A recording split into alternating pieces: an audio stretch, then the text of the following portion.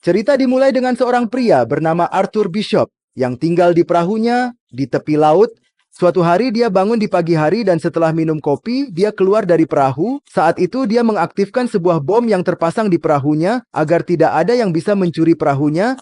Ini cara apa? Untuk menghentikan pencurian. Kemudian dia tiba di sebuah restoran dengan motornya. Semua orang di sana sudah mengenalnya dan pelayan mengantarnya ke tempat yang dekat dengan laut. Tiba-tiba, seorang gadis datang dan duduk di depannya mengatakan bahwa dia telah mencarinya selama cukup lama.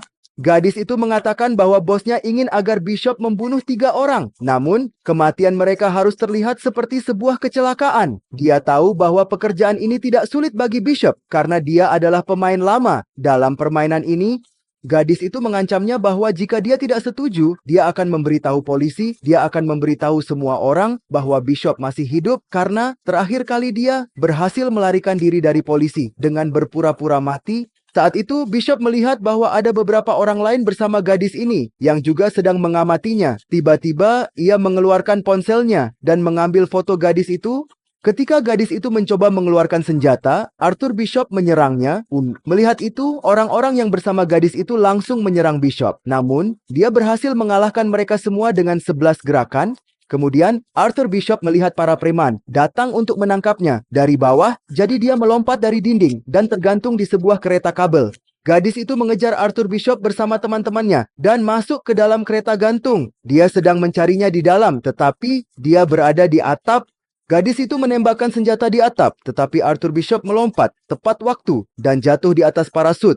Saat malam tiba dan dia mulai menuju perahunya, dia melihat bahwa 2 orang sudah ada di sana. Tanpa membuang waktu, dia mengeluarkan ponselnya dan meledakkan perahu. Setelah itu, dia tiba di tempat untuk menurunkan dan mengangkat barang. Dia membuka satu kotak dan membakar paspornya serta dokumen lainnya. Kemudian Arthur Bishop pergi ke sebuah pulau di Thailand di mana ia bertemu dengan seorang gadis yang sudah dikenalnya. Gadis itu adalah pemilik sebuah hotel di sana. Dia membawanya ke sebuah kamar dan Bishop mengeluarkan sebuah tas dari tempat rahasia. Di dalamnya terdapat banyak ponsel, senjata, dan paspor. Dia menemukan beberapa informasi tentang gadis yang ada di foto. Dan ternyata gadis ini bekerja untuk seorang pria bernama Crane. Sementara itu, seorang gadis bernama Gina bertemu dengan pemilik hotel dan meminta beberapa obat. Pemilik hotel melihat banyak luka di lengan Gina. Seolah-olah dia telah dipukuli dengan sangat parah. Pemilik hotel mencoba membantunya, namun Gina mengatakan bahwa dia hanya membutuhkan obat-obatan dan kemudian pergi. Pada malam hari, pemilik hotel melihat papan, tidak ada yang terlihat. Seseorang memukuli gadis. Dia pergi ke Arthur Bishop dan meminta bantuannya untuk menyelamatkan gadis itu. Mendengar itu, Arthur Bishop sampai di papan dan berkata, "Hei, jika kamu adalah pria sejati, maka lepaskan gadis ini." Gadis itu Gina. Namun, pria itu tidak mendengarkan Bishop dan mengeluarkan senjatanya. Karena kesalahan ini, Bishop memberinya pelajaran yang keras dan membunuhnya. Setelah itu, ia berkata kepada pemilik hotel untuk pergi ke hotel bersama Gina. Kemudian ketika dia memeriksa papan, dia menemukan paspor dan ponsel Gina yang berisi foto uskup. Akhirnya, dia meledakkan papan dan kembali ke hotel. Dia bertanya kepada Gina mengapa fotonya ada di ponsel Gina. Dia dengan jelas bertanya kepada Gina apakah dia juga bekerja untuk Crane. Gina memberitahukan dengan suara ketakutan bahwa Crane mengancamnya. Semua yang terjadi sampai sekarang adalah bagian dari rencana Crane agar Gina bisa bertemu dengan Bishop.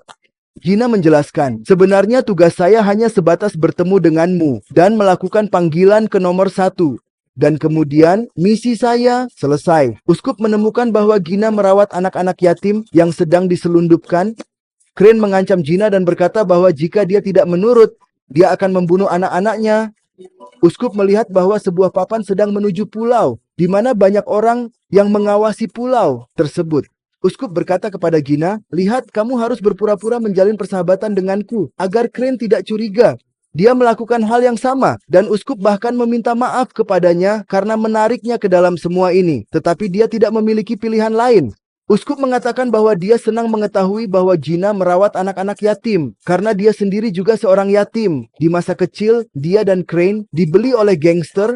Uskup berhasil melarikan diri dari cengkeraman Crane, tetapi Crane tidak bisa melarikan diri. Jadi mereka menganggap Crane sebagai penjahat dan memberinya hukuman. Sejak saat itu, Crane membenci uskup. Namun, uskup membuat rencana untuk menyelamatkan Gina dari masalah ini dan memberikan jam tangannya sebagai tanda Keesokan harinya, Crane menculik Gina. Kemudian uskup menelepon Crane dan menantangnya untuk melakukan 22 tangan. Ketika mereka bertemu, uskup berkata, "Crane, lepaskan Gina. Jika tidak, itu tidak akan baik untukmu. Dia adalah gadis yang sangat baik. Biarkan dia pergi." Tapi Crane berkata, "Tinggalkan saja, aku akan memberikannya. Tetapi untuk itu kamu harus membunuh 3 orang." Pembunuhan berdarah dingin. Ini adalah tentang seorang pria, seorang gangster dari Afrika yang dipenjara di penjara paling berbahaya di dunia. Kemudian Crane memintanya untuk menelan satu pelacak GPS agar setelah pekerjaan selesai, orang-orangnya bisa mencapai Bishop. Ketika uskup meminta bukti bahwa Gina masih hidup, Crane mengatakan bahwa dia bisa berbicara dengan Gina di telepon. Setelah menyelesaikan setiap misi dan setelah ketiga misi selesai, Gina akan dibebaskan. Sekarang uskup telah memulai pekerjaannya. Dia mengetahui bahwa penjara terletak di tengah laut yang dipenuhi dengan cabang-cabang dan di sekitar penjara terdapat gunung-gunung yang panjangnya 100 meter. Oleh karena itu, masuk ke penjara itu hampir mustahil. Setelah itu, uskup mengumpulkan informasi tentang beberapa gangster dan memilih satu pria yang memiliki tato di wajahnya. Dia meniru penampilan pria itu dan kemudian membeli perlengkapan yang diperlukan untuk misi. Keesokan harinya, ketika dia berjalan, polisi menangkapnya, mengira dia adalah gangster dan menjebloskannya ke penjara. Di penjara, dia melihat bahwa buruannya selalu ditemani oleh 45 orang. Salah satu rekannya memberitahunya bahwa orang ini bernama Krill dan dia telah membunuh presiden negara Liberia. Sekarang, mereka telah mencoba membunuh Krill kemarin. Ketika Krill diserang lagi, kali ini uskup menyelamatkan nyawanya. Krill mengucapkan terima kasih dan mengundangnya untuk makan. Ketika uskup pergi menemuinya, dia mengambil nyawa Krill. Semua orang mengira bahwa kematiannya karena makanan beracun. Kemudian uskup segera meledakkan dinding penjara dan menyemprotkan semacam spray di seluruh tubuhnya yang membuat tanaman tidak mendekatinya. Akhirnya, dia mengeluarkan kapsul GPS dan melompat ke laut. Di sisi lain, kapten kapal menerima pesan bahwa uskup telah menyelesaikan tugasnya. Dengan menemukan lokasinya, orang-orang Crane menyelamatkannya. Kemudian, uskup berbicara dengan Gina melalui telepon dan Gina memberitahunya bahwa uskup hanya memiliki 36 jam untuk membunuh pria berikutnya. Jika tidak, mereka akan membunuh Gina. Sekarang Crane mengirimkan informasi tentang pria kedua. Nama pria ini adalah Adrian, yang merupakan seorang miliarder. Dia terlibat dalam perdagangan manusia, tetapi sangat sulit untuk menjangkaunya karena dia tinggal di lantai 81, sebuah gedung di Australia. Semua dinding, pintu, dan jendela di sini tahan peluru. Dan di atasnya terdapat sensor dan perangkat sidik jari di mana-mana. Sekarang uskup telah tiba untuk membeli rumah di bawah pria ini. Di sana dia menyalin kunci rumah dan peta dengan persis. Kemudian dia membuat bom pemecah kaca dan menyamar sebagai petugas kebersihan untuk masuk ke rumah itu. Dengan menggantung dari jendela rumah, dia mencapai kolam renang di rumah Adrian. Saat Adrian masuk untuk mandi, Bishop meledakkan dan Adrian jatuh langsung ke bawah dan tewas. Sekarang panggilan Gina datang lagi, tetapi kali ini dia, Una dengan cerdik menunjukkan nomor papan, tempat dia ditahan.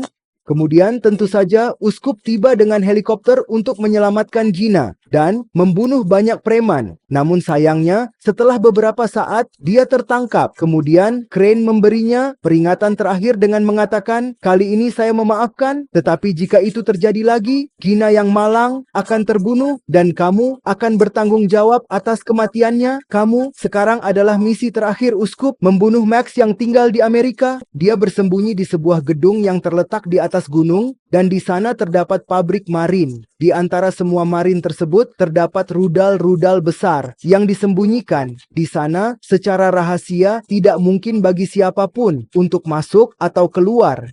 Siapapun yang mencoba masuk ke sana akan jatuh ke dalam pelukan kematian. Uskup memiliki waktu 48 jam untuk menyelesaikan tugas ini. Dia mendapat kabar bahwa Max telah memanggil helikopter. Jadi dia merencanakan untuk mendekati Max dengan bersembunyi di bawah helikopter. Ketika strateginya berhasil, dia menjebol semua kamera di gedung. Kekacauan terjadi di sekeliling, dan para penjaga mulai membawa Max ke sebuah ruangan khusus. Saat itu, uskup meledakkan lift.